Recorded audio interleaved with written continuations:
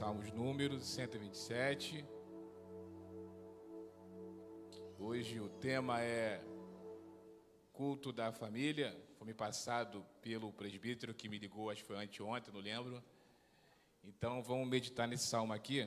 Eu vou ler para adiantar, já para os irmãos sentarem já, ficarem sentadinhos aí.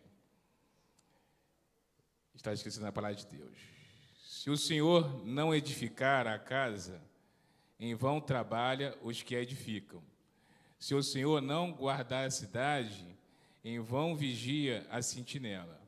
Inútil vos será levantar de madrugada, repousar à tarde, comer o pão que penosamente granjeastes.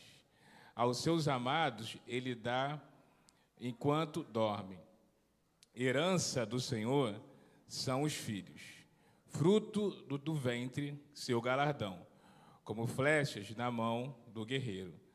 Assim os filhos da mocidade. Feliz o homem que enche deles a sua aljava. Não será envergonhado quando pleitear com os inimigos à porta. Poder sentar? Então me presta aqui a sua atenção, esses tempos que a gente vai ter aqui para a gente conversar um pouco e a gente meditar nessa palavra. Irmãos, a gente sabe que aqui a gente está de frente com um salmo de romagem.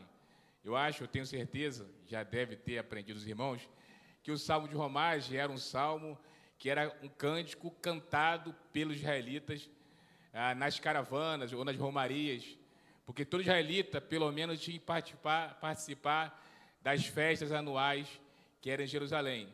Então, eles se deslocavam pela Judéia ali, aquele território de Israel, e iam em caravanas até Jerusalém, já que o judaísmo, a religião, ela era centralizada no templo em Jerusalém.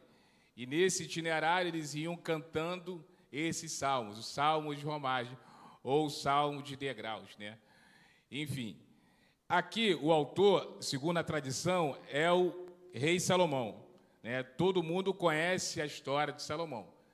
Sabe que foi um homem próspero financeiro, sabe que foi um homem que expandiu ali o seu poder, ganhou territórios. Todos conhecem a vida de Salomão. Mas sabemos também que Salomão ele se frustrou na sua vida.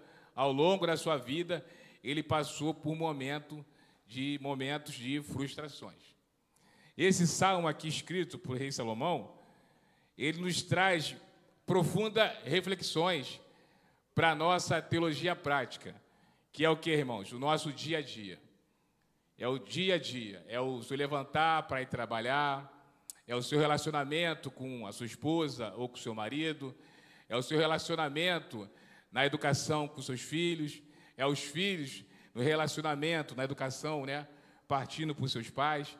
Então, aqui nos dá uma direção. Por quê? Porque hoje, irmãos, nós vivemos em quê? Uma grande pressa. Hoje tudo é rápido, Você manda para alguém uma mensagem, a pessoa aumenta ali o volume, a velocidade, do 1,5, 2. Então, é muito rápido. Se você for ver algum vídeo, você pode passar para aquele vídeo ser mais rápido. Hoje, uma informação rápida, você digita aqui, você já tem essa informação. Então, o mundo está digitalizado, o mundo está rápido, Hoje, a gente quase não vê mais dinheiro. É tudo pagamento, ou é via Pix, cartão de crédito. Então, o dinheiro está sumindo, e tudo uma velocidade. No passado, a gente tinha que receber e ir para o banco pagar as contas. Hoje, não. A gente paga tudo pelo quê? Pelo celular, ou computador, ou pelo tablet. Então, o que é? É a pressa, está tudo rápido.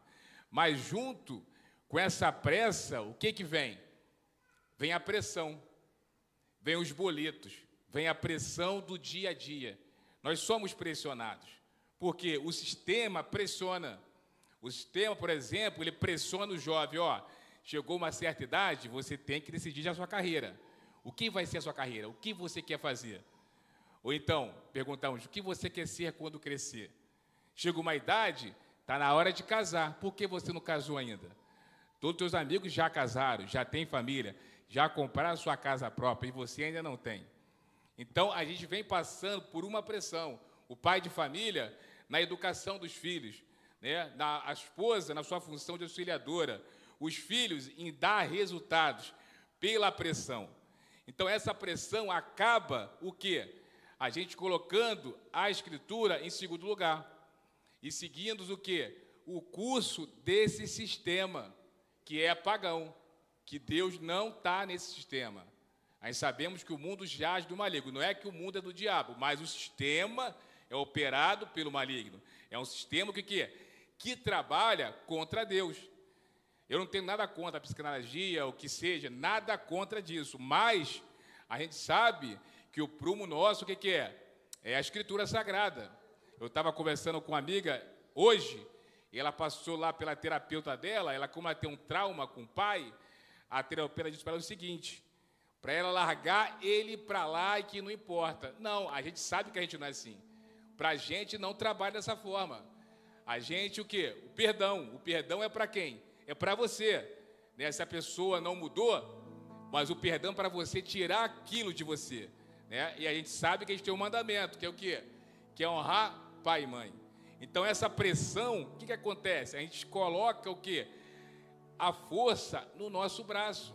Então, toma decisões precipitadas em relacionamentos, em escolher uma carreira, na educação de filhos, porque a gente acaba o quê? Se precipitando. Porque a gente confia o quê? Na força do nosso braço. Porque hoje há vários tipos de curso, há vários tipos de sistemas, de planos de carreira. Então, o que acontece? O coração que é enganoso, ele busca o quê? O que é mais vantajoso, que dá melhor o quê? A parte monetária. Mas a pessoa não foi vocacionada para aquilo. E o que acontece? Ela se frustra. Ela fica frustrada. Uma precipitação em um casamento, o que acontece? Fica frustrado. A frustração. Por que isso?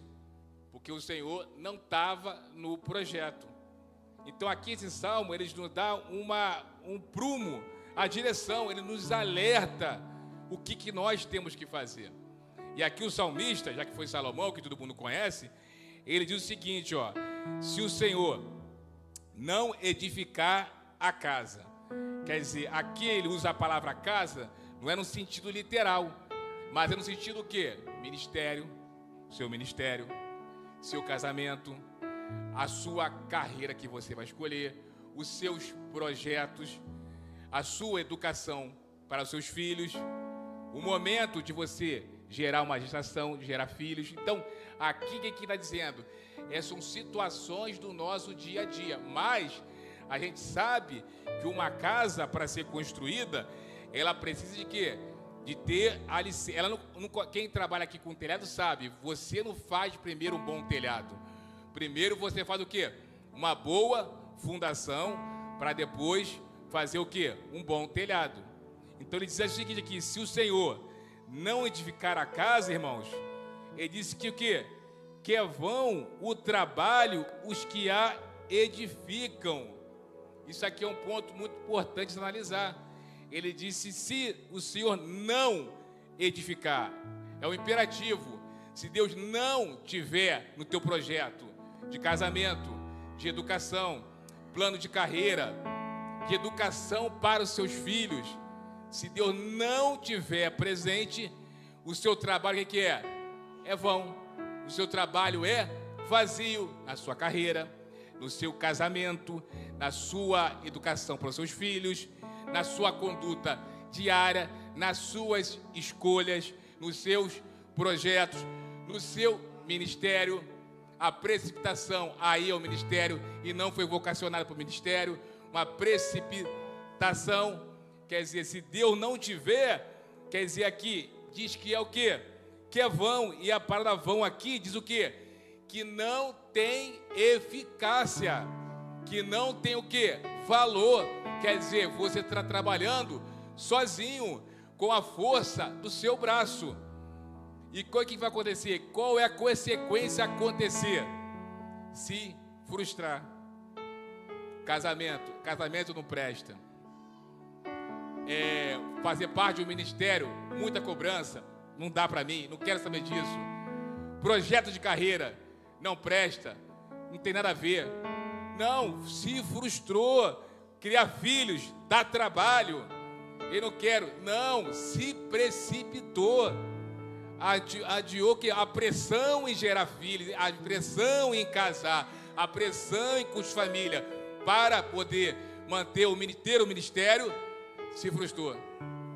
Se frustrou, porque a pressão, o Senhor não edificar a casa é vão, não tem valor, não tem eficácia. É como você, um pedreiro, trabalhar profundamente para cavar um alicerce e aquela casa, quando levantar, pronta para botar o telhado, ela cair. Ele trabalhou o quê? À toa. Ele gastou um serviço braçal, que é cansativo, usou ferramentas pesadas, mas a casa caiu. Irmãos, tem uma frase que eu gosto muito, que eu aprendi com ela, que diz assim: o inteligente, ele aprende com seus próprios erros, e o sábio, ele aprende com os erros dos outros. Então o inteligente, ele aprende com seus erros, mas o sábio, ele aprende com os erros dos outros. Então, irmãos, se o Senhor não edificar, se o Senhor não estiver presente nos seus projetos, no seu casamento, na sua família, na sua educação para seus filhos, você trabalha em vão. Não adianta você formar um filho na faculdade se ele for incrédulo. Não adianta. Para o sistema, para o mundo, isso tem valor. Você formou um médico, você formou o que seja, mas se ele for incrédulo, não tem valor. Foi o quê? Em vão trabalha os que ela edificam. Ele diz aqui, com a continuação: se o Senhor não guardar a cidade, se o Senhor não guardar, Deus Todo-Poderoso, Criador dos céus e da terra, se Ele não guardar a cidade, em vão vigia o quê? A sentinela. Quem aqui foi militar sabe, um sentinela de serviço, um homem armado com uma arma de grosso calibre, protegendo um território, um espaço responsável, uma arma potente, um 762, que é um fuzil potente, que atravessa 9 homens, um atrás do enfileirado, uma arma de precisão. Em vão aquele sentinela está lá guardando aquele território. Em vão a gente sabe pela história de Israel, totalmente, várias vezes, Israel bem armada, taticamente armada, com estratégias, e eles o quê? Se frustraram, foram o quê? Derrotados, porque Deus não estava naquelas decisões que eles tomaram. Então, se o Senhor não vigiar, não guardar, não tomar conta, o vigia, o soldado está lá em vão. E aí tem experiência, vendo o relato de Israel, várias vezes eles acharam que iriam vencer e perderam, porque Deus não estava naquele projeto. Deus não estava com eles, porque confiaram na força do braço, nas suas escolhas pessoais, no seu coração. E a gente sabe que o coração do homem é enganoso. O nosso coração nos engana. O homem, ele vai muito pelo exterior. Eu falo, o homem é o gênero masculino. O homem, ele vai pelo visível, pelo exterior. Ele vai porque ele vê, e por isso ele se precipita. Porque o homem vai pelo exterior. Porque eu falo isso ao gênero masculino. O homem, ele vai pelo exterior, pelo que ele vê, e por isso ele se precipita. Então, irmãos, se o Senhor não guardar a cidade, em vão ter lá um sentinela bem armado, protegendo. É perca de tempo. E isso é importante já assimilar para a gente pegar a história de Israel e meditar naqueles textos onde a gente vê Israel se frustrando, perdendo, sem saber por que perdia batalhas, sendo mais potente, sendo mais valente, estando bem mais armada. Era simplesmente porque o Senhor não estava nesse projeto que eles tinham executando, que eles tinham em mente. Então, se o Senhor não estiver presente, irmãos, é frustração. A consequência será se frustrar. A consequência será oscilar. A consequência será extinguir a sua fé, a sua chama apagar. Porque da frustração, a sequência vem o declínio. Porque começa a síndrome de Adão que a gente tem até hoje. Por terceirizar a culpa, colar a culpa em outras pessoas. Então, irmãos, aqui vem um alerta para a gente, isso aqui vem. É um alerta, irmãos. Consultar o Senhor o nosso projeto, nosso ministério, relacionamentos, educação para filhos, projeto de carreira, profissão. Não se vá pela pressa do sistema que pressiona, tem que fazer, tem que ser para ontem, vai, tem que ser assim. Olha, você está ficando para trás, todo mundo já foi, só falta você. Não haja como o sistema diz, mas haja como a Escritura diz que tem que ser. Como diz o Marcão, calmo, tranquilo e sereno como água de chuva. E ele diz, irmãos, um ponto importante. O primeiro ponto observou relacionamentos, casamento, educação de filhos, carreira profissional e ministério e assim por diante. O segundo ponto importante é o trabalho. Porque o pagão age assim. Ele acha que ele prospera financeiramente. Por quê? Porque ele trabalha muito, porque ele trabalha além da conta. O pagão age assim, porque ele é próspero pelo seu mérito, porque ele trabalhou e conquistou. Assim agem os pagãos. Só que essas coisas, esse agir tem consequências, graves consequências. Porque aqui a palavra do Senhor diz o seguinte, irmãos, que é inútil vos será levantar de madrugada e repousar tarde. Ora, o que diz o texto? Que é inútil você sair de casa de manhã e só chegar à noite. Como assim? Mas a lógica não é essa? É você trabalhar para ter retorno financeiro? A lógica é essa, né? A lógica é essa. E aqui o texto não manda ninguém parar de trabalhar. Não faz isso, o texto não diz isso. Mas presta atenção. Se você tem uma família, se você é responsável por uma esposa, se você é responsável por filhos, a sua ausência do lar, um período longo, vai trazer consequências. Vai trazer consequências para a sua família. Porque vai acontecer várias situações e você nunca vai estar presente. Por quê? Confiou na força do braço e achou, se trabalhar, vai ter mais recurso monetário e vai poder suprir melhor a sua família. Mas o mais importante vai estar faltando, é a sua presença no seio do lar. Na formatura do colégio do filho, não vai poder ir. Quando lá o vizinho der trabalho para resolver o problema, não vai estar presente. O vizinho que vai resolver. Quando o cano lá estourar, não vai estar presente. Aí o vizinho que vai arrumar o problema do cano. Porque a ausência. Não, eu trabalho muito para sustentar essa casa. É mais que obrigação já por ser provedor. Mas é inútil. Quando a gente faz isso? Quando? Confiando na força do nosso braço. Quando a gente acha porque a gente faz, a gente vai ter maior retorno. Então é inútil você levantar de madrugada e dormir tarde, porque você vai ser ausente em outra parte. E aqui o texto diz, comer o pão penosamente granjeaste. Esse pão é um pão amargo, porque a sua ausência vai pesar em outro lado. Por você nunca estar em casa, vai pesar em outro lado. E a comida, que já passou por isso sabe, ela parece que perde o gosto. Todo mundo fica com aquelas caras, não tem assunto com a esposa, não tem assunto com os filhos. Na hora de se alimentar, você come aquela comida, parece que desce rasgando a garganta. Ele diz que o pão que você comer vai ser amargo, penosamente. Quer dizer, um pão que você, aqui é a palavra antiga, uma palavra granjear, significa um pão de uma labuta intensa, ou um pão de um trabalho sem sentido. Por quê? Pela sua ausência, pela sua falta de convívio no âmbito familiar. Quando o filho caiu do telhado, você não estava lá. Quando o filho começou a caminhar, você não estava lá. Por quê?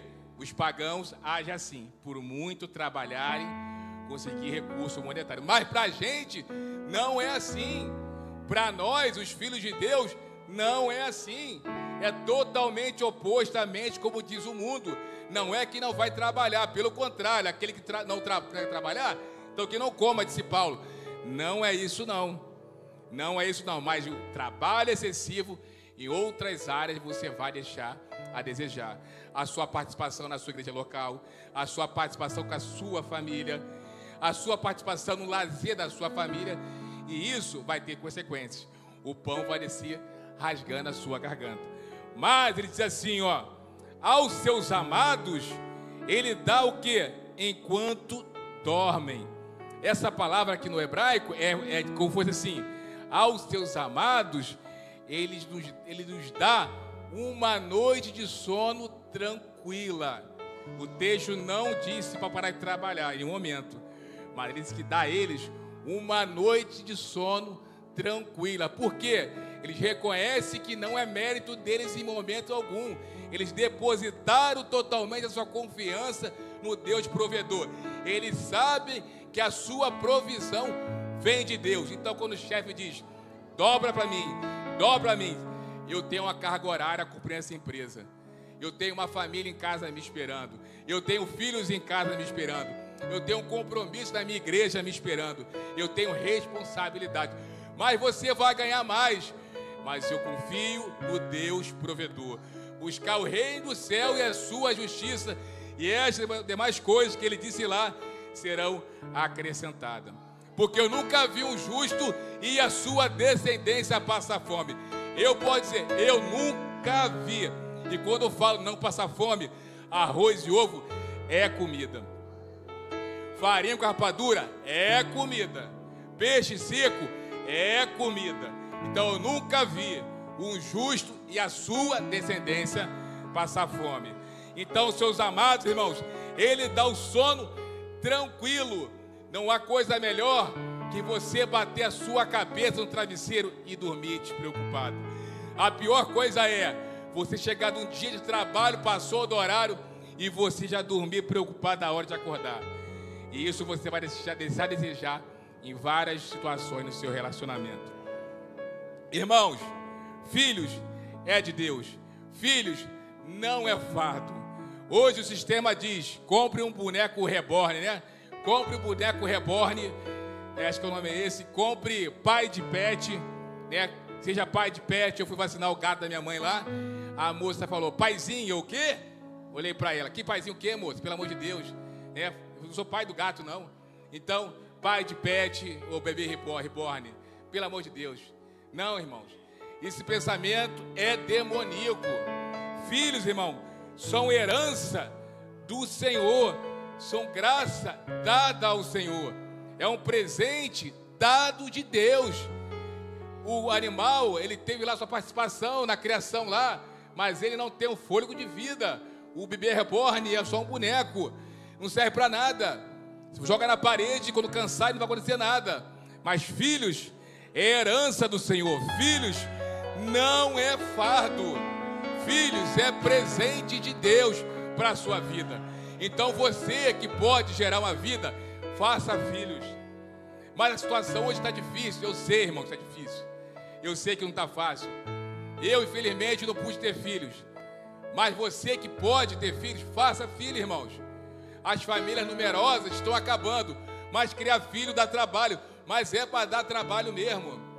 Dá trabalho mesmo. Quem disse que não vai dar trabalho? Ali você vai estar gerando o quê? Uma vida, preparando uma vida. E o filho tem um benefício futuro para a sua velhice. Então Deus deu essa herança, é de Deus. Façam filhos aos casais que são casados. Engravidem, senhoras, do seu marido. E como eu digo isso aqui, eu digo com responsabilidade para a sua vida.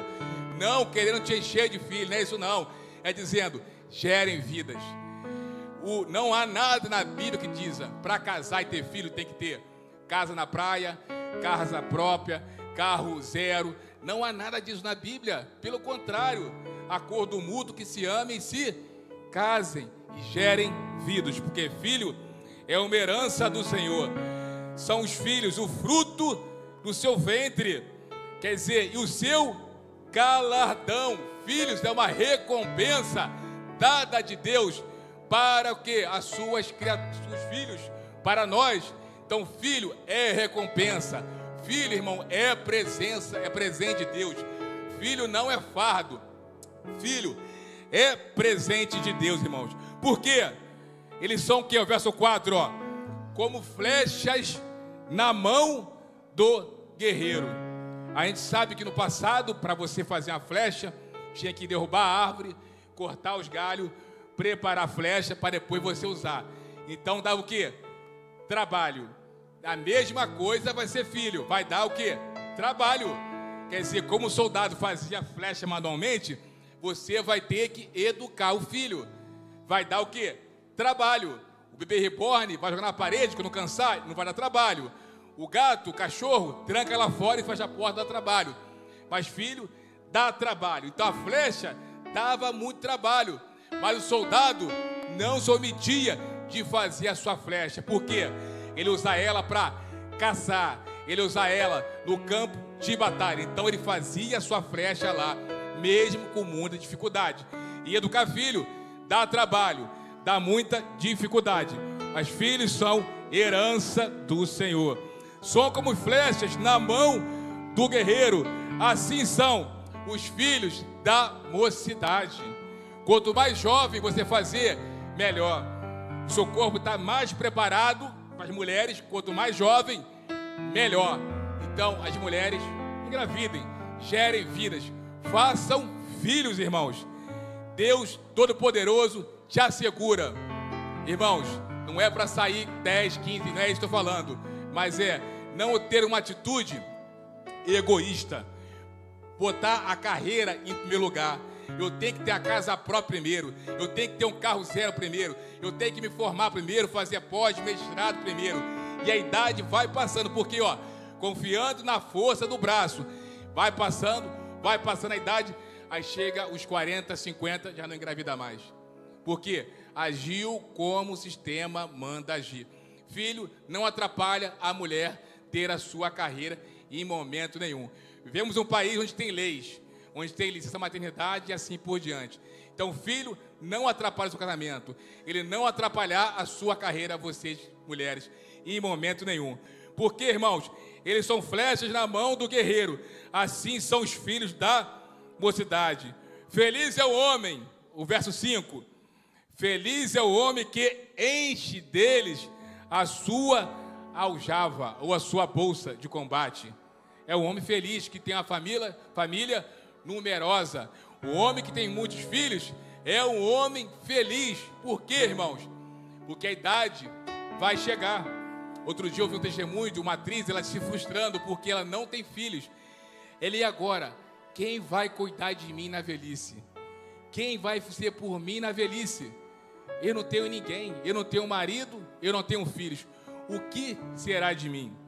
Então ele diz que é feliz o homem que enche a sua bolsa de combate, de flechas. Feliz o homem que tem a família numerosa. Louvado seja Deus por isso. O Deus provedor, de misericórdia, dará condições nessa caminhada. Não será fácil. Porém, a consequência, de ter a família numerosa. Não será o quê?